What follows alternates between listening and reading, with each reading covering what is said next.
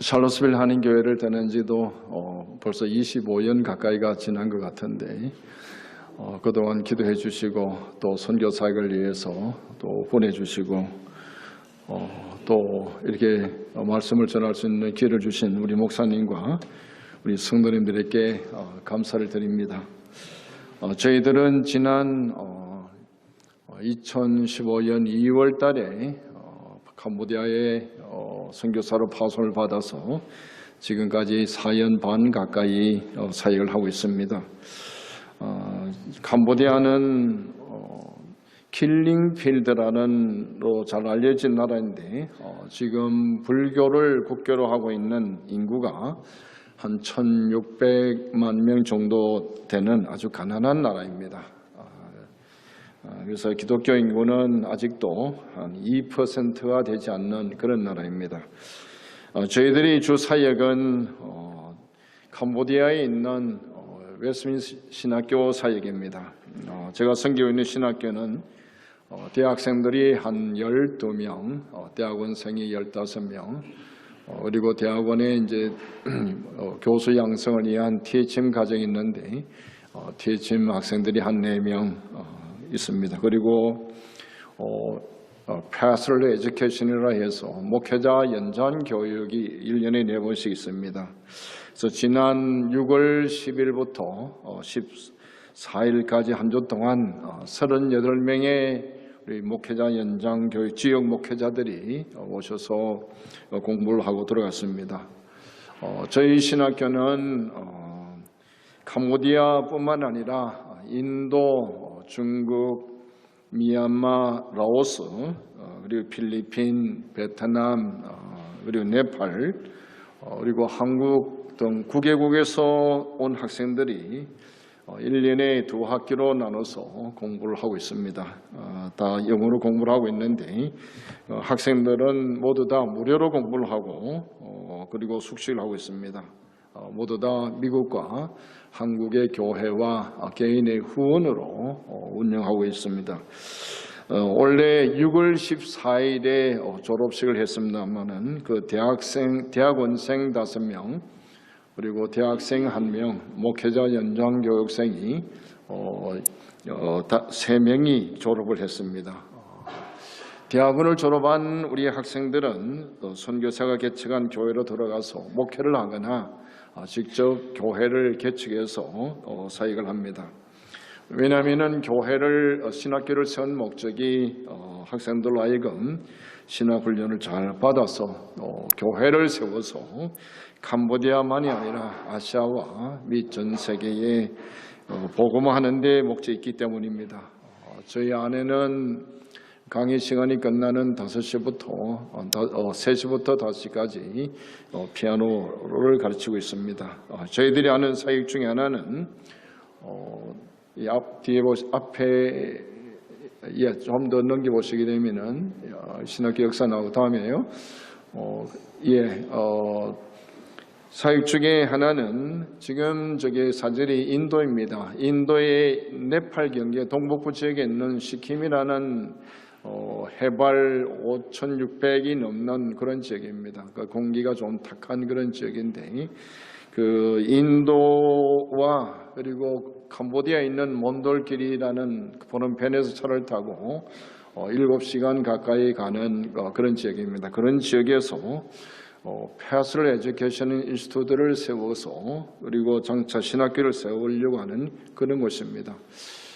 그래서 저희도 이번에도 지난 4월 30일부터 5월 3일까지 이 몬돌길이라는 베트남 경계에 있는 그런 지역인데 거기서 목회자 연장 교육을 하고 돌아왔습니다. 거기는 1년에 지금 2번씩 작년부터 시작해서 2번씩 하고 있는데 이 지역에는 이 몬돌길이 지역에서는 장차 한 4년 지나서 그 다음에 신학교로 운영이 될 것입니다. 인도에 갔을 때에 인도 시킴이라는 지역에 갔는데 시킴이라는 지역에서는 그 사람들이 인도 말을 쓰는 것이 아니고 네팔 말을 사용하겠습니다. 그래서 우리 인도 학생들이 몇 명이 있어서 인도 말을 배워가지고 안녕하세요, 나마스테, 그리고 안녕하십니까, 감사합니다 이런 몇 마디를 배워갔는데 전혀 못 알아듣더라고요.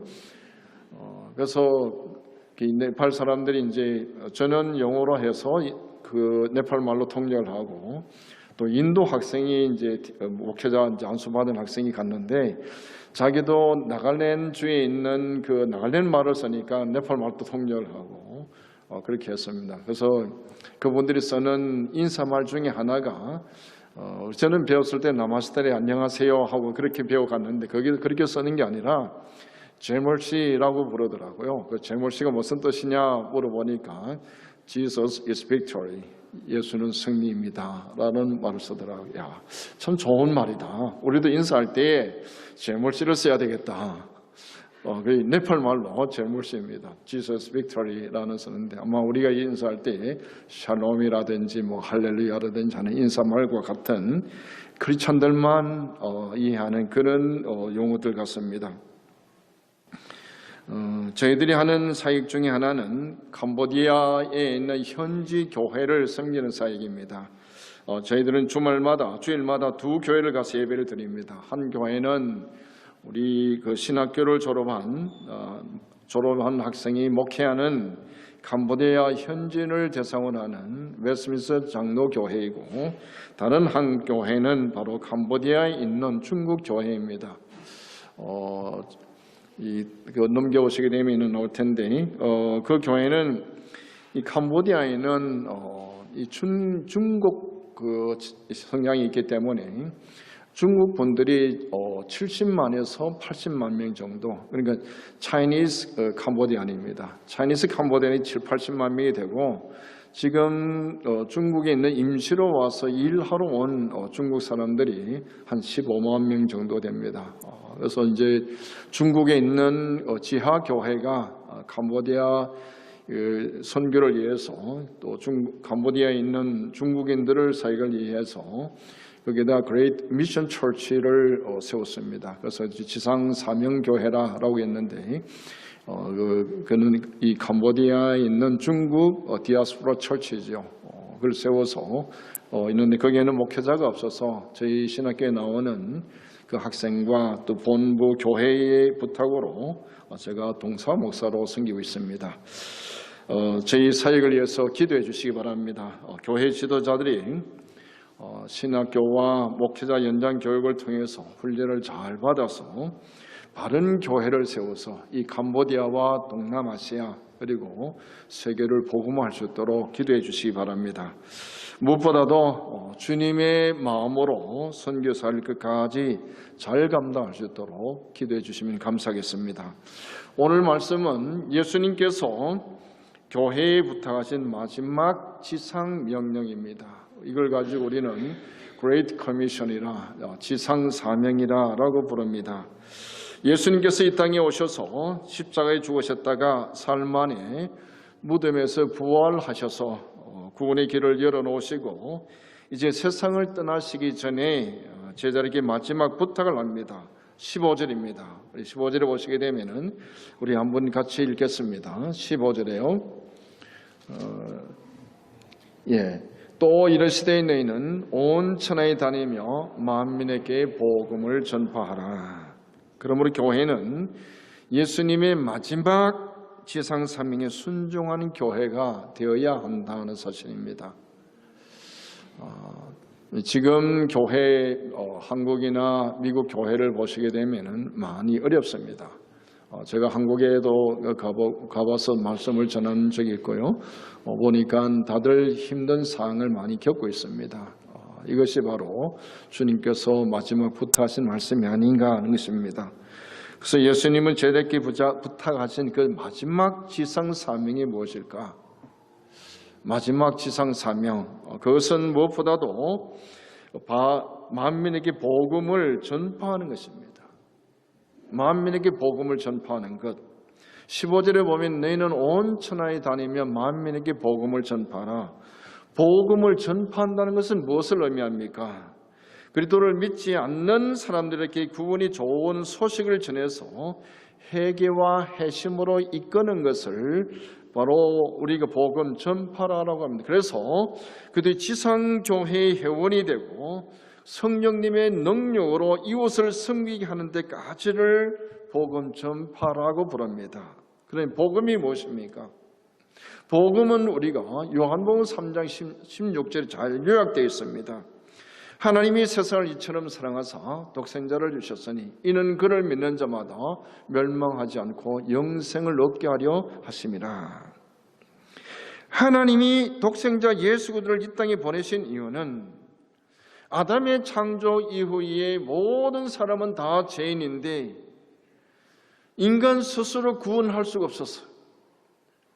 인간이 스스로 구원받으려면 온전해야 되는데 그러나 하나님같이 온전한 사람이 될 수 있는 사람이 아무도 없어서 하나님께서 그의 독생자 예수 그리스도를 십자가에 내어주심으로 말미암아 인간이 갚아야 할 죄의 대가를 주님께서 갚으셨기 때문입니다. 그래서 이를 믿는 자마다 멸망하지 않고 영생을 얻게 하려 하심이라. 그러므로 그리스도를 전하지 않으면 복음이 아닙니다. 이것이 바로 우리가 세상 사람들이 생각하는 월드비유하고 크리스찬이 생각하는 월드비유가 다릅니다. 왜 사람들이 이렇게 행동하냐? 그 밑바닥에는 그분이 어떤 세계관을 가지고 있느냐의 차이가 있습니다. 불교 나라는 다신교를 믿는 나라이기 때문에 거기에는 바로 자기들이 죽게 되게 되면은 윤회사상이 있습니다. 창조 개념이 아닙니다. 사람들은 그들을 전함으로 변하게 되는 것입니다. 이 말씀은 처음 예수님께서 이 땅에 오셔서 시작하신 첫 번째 말씀입니다. 때가 찼고 하나님 나라가 가까웠으니 회개하고 복음을 믿으라. 복음, 마가복음 이렇게 복음으로 시작합니다. 그리고 예수님이 제자를 부르신 이유를 마가복음 1장 17절에 말씀하고 계십니다. 예수께서 이르시되 나를 따라오라. 내가 너희로 사람을 낚는 어부가 되게 하리라. 갈릴리 바닷가에서 평생 동안 물고기만 잡던 베드로, 그를 제자로 택하신 이유가 무엇입니까? 세간에 앉아서 민족의 혈세를 적대국이 로마에 바쳤던 세리 마태를 예수님께서 부르신 이유가 무엇입니까? 이런 세리와는 달리 민족의 자주독립을 위한 그런 정치적인 이념을 갖고 로마 제국에 맞서서 해방운동을 벌였던 열심당한 시몬을 제자로 택한 이유가 무엇입니까? 그것은 바로 그들을 사람을 낚는 어부로 이 복음의 정의로 삼기 위해서입니다. 이를 위해서 예수님은 그들과 함께 동거하셨고 그들을 하나님의 사람으로 훈련시키셨던 것입니다. 그래서 그들을 예수님의 그 인격의 영광노인 안에서 녹아나서 하나의 거룩한 정거의 공동체로 만드셨던 것입니다. 그래서 예수님께서는 거룩한 선교의 공동체인 교회에 명령하십니다. 너는 온 천하에 다니며 만민에게 복음을 전파하라.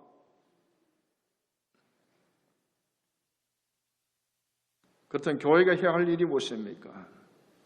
온 천하에 다니며 만민에게 복음을 들고 나가는 것입니다. 우리 마태복음 28장 19절에 말씀하시죠. 그러므로 너희는 가서 모든 민족을 제자로 삼으라. 이것을 위해서 예수님은 제자를 선택하셔서 3년 동안 그들에게 하나님 나라를 경험하도록 하셨습니다. 이에 12를 세우셨으니 이는 자기와 함께 있게 하시고 또 보내사 전도도 하며 귀신을 쫓아내는 권세도 있게 하려 하심이라. 이제 예수님께서 이 세상에 성육상을 하신 것처럼 이제 복음 전파를 위해서 제자를 세상에 파송하신 것입니다. 교회는 세상으로부터 부르심을 받은 성도들의 모임을 말합니다. 이것을 가지고 에클레시아라고 그리고로 이야기를 하죠. 그래서 세상으로 부름을 받은 공동체를 하나님께서 훈련시키시고 주님의 제자로 삼으셔서 이제는 세상으로 가라 하십니다. 이것이 바로 미션입니다. 세상으로 복음을 들고 나가는 것, 이것이 미션이고 이것이 이벤젤리즘입니다. 이것이 이 선교고 이것이 전도입니다. 지금 캄보디아나 동남아 지역은 불교를 국교로 하고 있는 나라입니다. 기독교 인구가 2% 되지 않습니다. 캄보디아보다 더 열악한 나라는 라오스지요.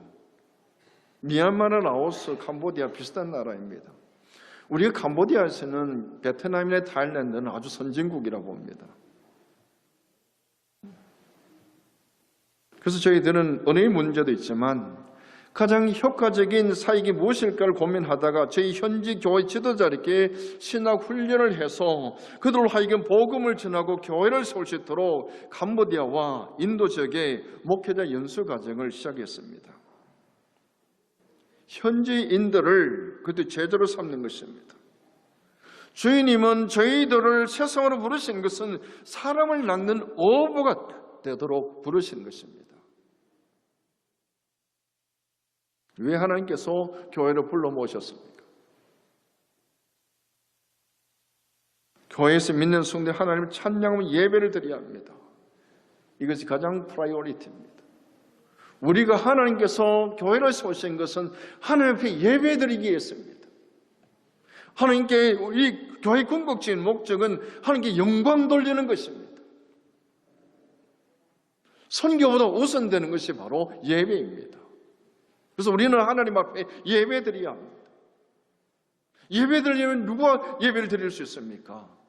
복음을 전해서 믿는 성도들이 하나님 앞에 예배 드리는 것입니다. 하나님께 영광 돌린다는 것은 그들의 형상을 담는 것입니다. 그들의 형상을 담는 것은 바로 그들의 인격과 사역을 담는 것입니다. 그래서 성도들이 교회에서 하나님께 예배드리고 교회에서 서로 사랑으로 교제해야 합니다. 교회는 하나 되어야 합니다.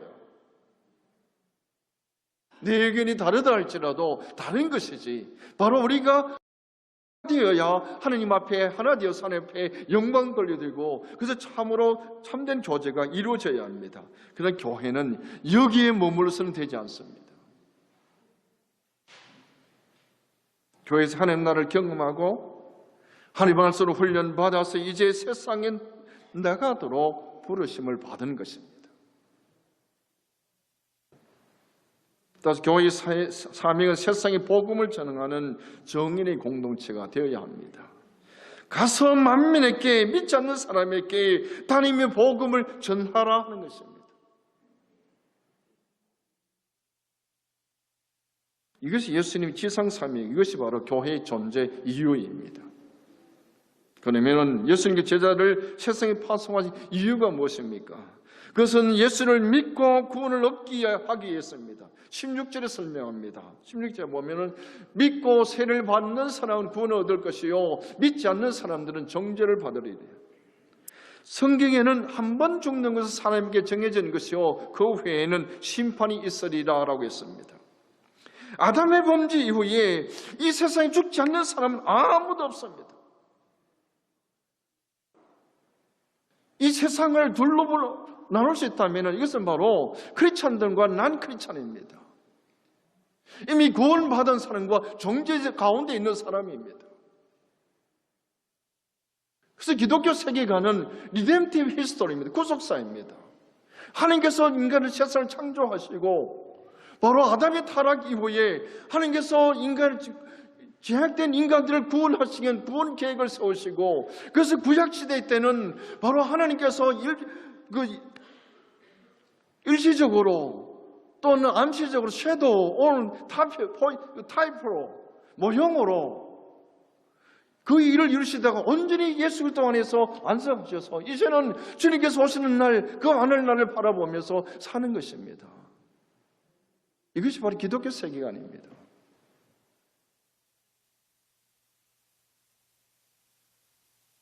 이 세상에 죽지 않는 사람 아무도 없습니다.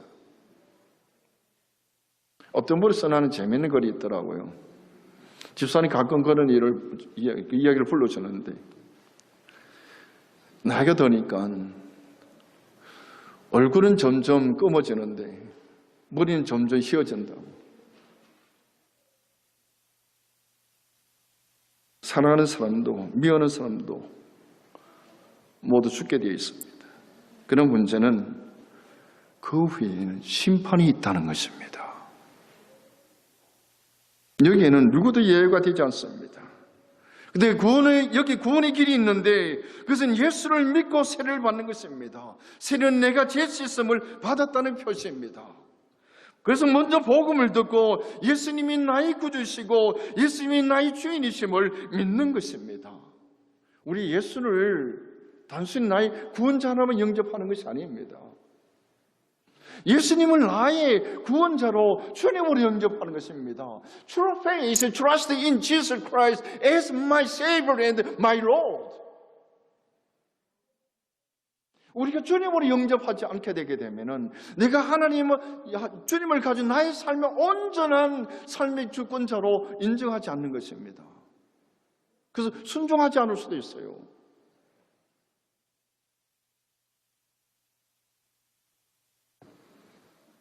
그리고 이 믿음의 증거로 세례를 받는 것입니다. 그 결과가 바로 구원입니다.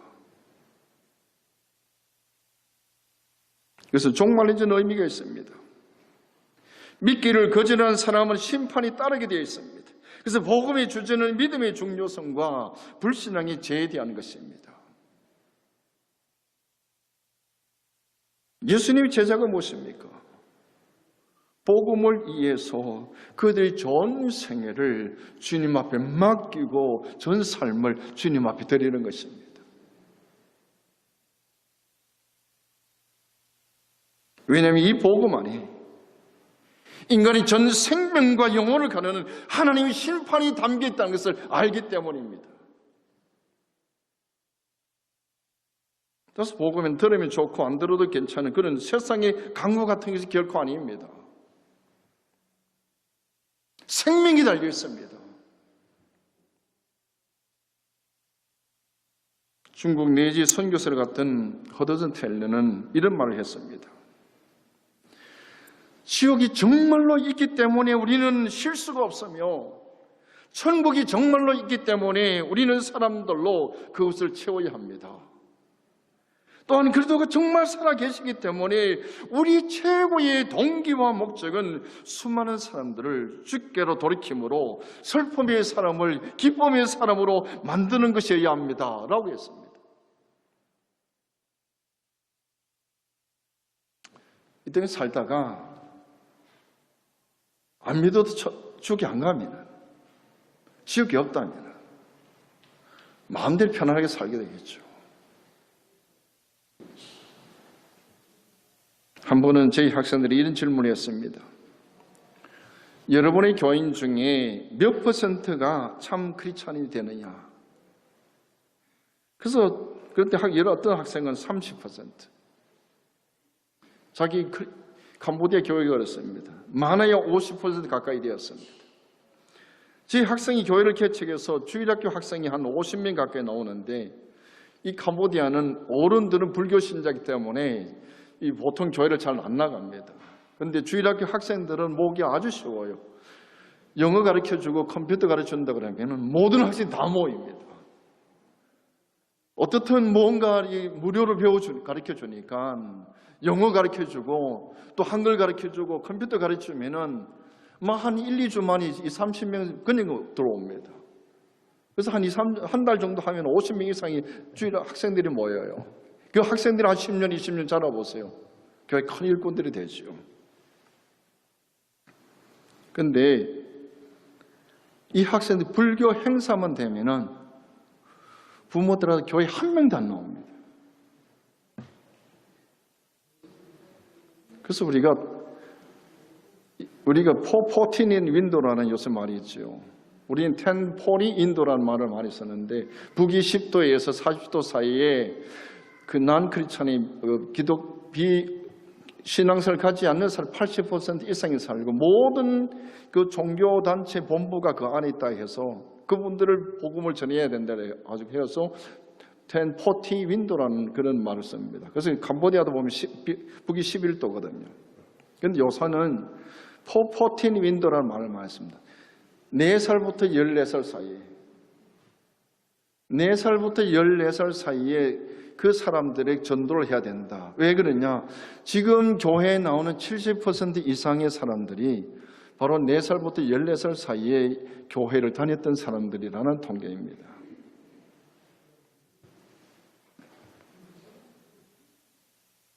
교회 안에서도 많은 사람들이 그리도 없이 이른바 되어가고 있습니다. 저희 아버지가 지금 생존해 계시는데 96세입니다. 가끔 전화를 하면은 캄보디아 전화를 합니다. 어디냐 물어봐요. 캄보디아 너 거기 왜 갔어? 선교하러 갔는데요. 언제 오냐? 예, 뭐 6개월 후에 갑니다. 그 다음날 좀 그 어디냐 물어봐요. 캄보디아입니다. 그거 왜 갔어? 30년 전의 이야기는 하나도 안 잊어버리는데 조금 전의 이야기는 다 잊어버려요. 연세 많은 분들 그러시죠. 그래서 저는 저희 아버지가 장로님으로 22년을 봉사하시고 원로 장로로 지금까지 계시는데 지금도 제가 예배 드릴 때 묻습니다. 아버지, 예수 믿고 구원 받으셨어요? 천국 갈 자신 있으세요?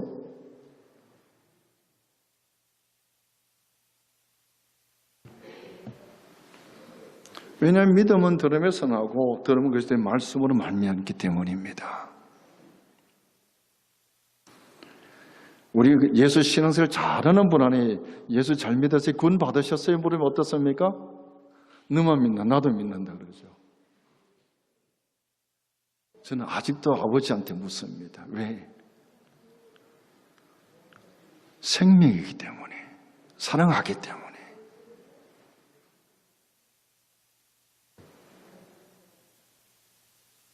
근데 전파하는 사람이 없이 어찌 들을 수 있습니까? 예수님께서 복음을 가지고 세상에 나가는 자들에게 어떤 약속을 하셨습니까? 저에게 주신 약속이 17절 이하에 나옵니다. 믿는 자에게 이런 표적이 따르니 곧 그들이 내 이름으로 귀신을 쫓아내며 새 방언을 말하며 뱀을 집어들며 무슨 독을 마실 자로 해를 받지 아니하며 병든 자 사람들에게 손을 얹은 날이라. 여기서 나타나는 이적과 기사는 초대기에 나타나는 이적과 기사들입니다. 이 말씀은 하나님의 말씀에 순종하고 세상에 나가는 사람들을 보호하시고 하나님이 함께 하시겠다고 약속하신 말씀입니다. 마태복음 28장 20절에도 예수님께서 저에게 말씀하십니다. 볼지어다 내가 세상 끝날까지 너희와 항상 함께 있으리라.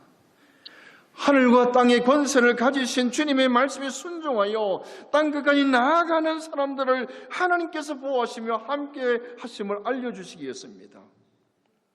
저희 신학교는 포놈펜의 외곽에 아름답게 잘 지어져 있습니다. 그러나 덜판에 지어져 있기 때문에 학교 잔디밭에서는 가끔 이 캄보디아 전체 그렇습니다. 독사들이 나오고 전갈이 있습니다. 이 독사의 그 뱀 중에도 이 독사 그 얼굴이 그 삼각형으로 되어 있는 독사들이 많이 있습니다. 저희들은 좀 무서운데 학생 전혀 무서움을 못 안 타요. 그냥 잡아가 죽이니까 많이 죽였습니다. 전갈도 길 옆에 세면으로 되어 있는데 세면을 보면 어떤 새카만 게 있어요. 그러면은 그 걸청갈 그냥 밟아 죽이는 거예요. 그래서 한 번은 그 채플 시간에 강구를 하기를 여러분 독사 조심하십시오. 독이 있습니다. 그런데 약이 없어요. 저기 물리면 죽으니까 조심하세요. 제가 그 있는 닥터들한테 물어봤습니다. 독사에 물리면 어떻게 해야 됩니까? 병원에 빨리 가야 되는데 병원 가려면 한참 걸리니까 우리가 안 물리는 수밖에 없어요. 특히 지난 학기는 더운 날씨인데 3월 중순부터 5월 중순까지 72일 동안 매일 6시간씩 전기가 나왔습니다. 100도가 넘는 날씨인데 학생들도 문제이지만 사실은 우리가 가르치는 그 교수들도 힘든 학기였습니다. 근데 하나님은 약속에 신실하신 하나님이십니다. 지난 2011년 이후에 저희 학교 세워진 이후에 21명의 MDivo 학생들이 졸업을 하고 17명의 학생들이 MA를 졸업하고 22명의 학생들이 대학을 졸업하고 10명의 그 학생들이 목사 안수를 받고 교회를 섬기고 있습니다. 그리고 한국 교회를 통해서 크라체라에 있는 그 주에 2교회를 건축하고 몬돌끼리 지역에 교회 지도를 훈련을 하는 선교센터를 지어서 장차 신학교로 세워가고 있습니다. 모두 복음을 전할 때 하나님께서 함께 하셨던 바로 하나님의 사역들입니다. 말씀을 순종해 나갈 때에 역사하신 분은 하나님이십니다. 우리는 다만 도구로 갔을 뿐입니다.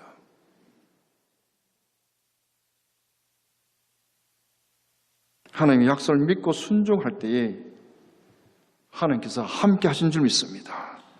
행함이 없는 믿음은 죽은 믿음이라고 했습니다. 우리는 행함으로 결코 어렵게 될 수가 없습니다. 그러나 믿음과 행함은 결코 분리될 수가 없습니다. 우리가 어렵게 되는 것은 오직 예수의 그들을 믿음으로 어렵게 되는 것이지만 그러나 행함에 따르지 않는 믿음은 참된 믿음이라고 할 수가 없습니다. 행함이 없는 믿음을 가지고 우리는 엔티나미널리즘이라고 합니다. 행함으로 어렵게 된다는 것은 리글리즘이라고 그러죠. 율법주의라고 합니다. 그래서 야고보서 기자는 행함이 없는 믿음은 죽은 믿음이라고 했습니다. 하나님께서 함께 하시는 살아있는 믿음은 순종에 따르는 믿음입니다. 우리가 주님을 믿는다 하면서 하나님 말씀대로 순종하지 않게 되면은 내가 믿는 그 믿음이 참 믿음인지 한번 체크해 보시기 바랍니다.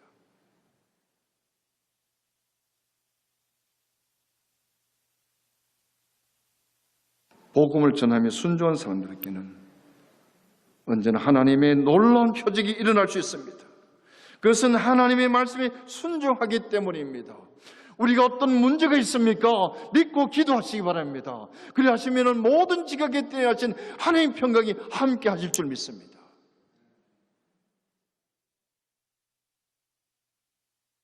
하나님은 구하는 자에게 주십니다. 지금도 순종할 때 기적이 일어날 줄 믿습니다. 하나님 순종하는 그리들을 통해서 오늘도 하나님의 놀라운 능력을 베풀어 주십니다. 예수님이 마지막 명령을 하십니다. 너는 온 천하에 다니며 만민에게 복음을 전파하라. 교회의 사명은 그럴 때 복음을 들고 세상에 나가는 것입니다. 믿고 세례를 받는 사람은 구원을 얻을 것이요 믿지 않는 사람은 정죄를 받으리라. 사람의 생명은 복음을 믿느냐 믿지 않느냐에 달려 있습니다. 예수 그리스도를 나의 구주로 나의 주님으로 믿느냐 믿지 않느냐에 따라서 생명과 심판이 놓여 있습니다. 우리도 이 복음을 들고 믿어서 구원 얻었습니다.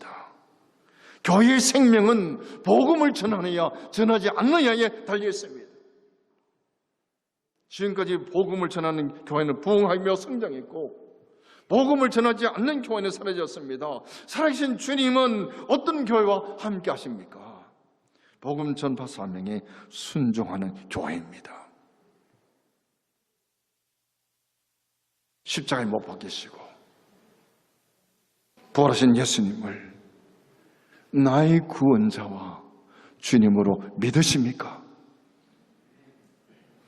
약속대로 복음을 들고 세상에 나가시기 바랍니다. 한 생명을 주시옵소서. 우리 기도 제목이 한 생명을 주시옵소서. 앉으면 기도하고 일어서면 복음을 전하셔서 이랬던 생명이 구원을 얻고 만민에게 복음을 전파하는, 그래서 물이 바다를 덮은같이 하나님의 영광을 하는 지식이 온 세상을 덮는 그런 교회가 되시기 바랍니다. 하나님은 약속에 신실하신 하나님이십니다. 다시 기도드리겠습니다. 하나님 감사합니다.